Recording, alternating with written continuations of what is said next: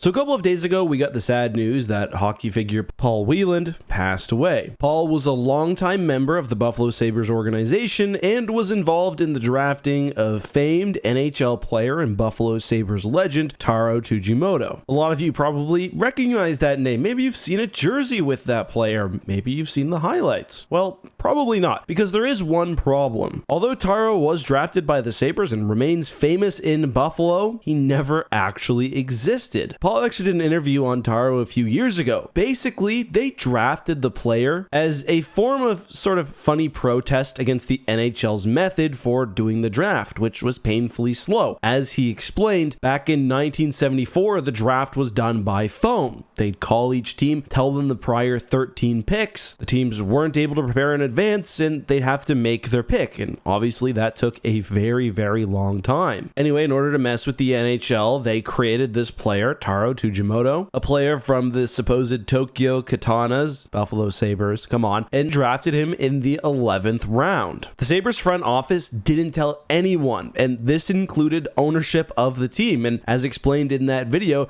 people were wondering, when is Taro going to show up? Ultimately, the player is still their official 11th round draft of that year, the 183rd pick, and as I said, you can still see his jerseys occasionally among Sabres diehard. It's definitely a risky move, especially where, again, the front office didn't tell ownership. But I mean, 11 rounds in, especially in the 70s, probably not a whole lot of talent on the board still. That being said, I think of Henrik Zetterberg, drafted round 7th, 210th overall, or Henrik Lundqvist, also drafted in the 7th round at 205. Going back a bit closer to the time period talking about, even Brett Hall was drafted in the 6th round. But again, at the 70s, I'm guessing weren't doing too much scouting overseas, especially in Japan. And I'm sure there was an even more significant drop off between the real NHL prospects and the, late rounders. By the way, they only do 7 rounds of drafting this year. But that's all I've got. I hope you enjoyed this video. I'm going to be back to regular uploads this week. See you soon.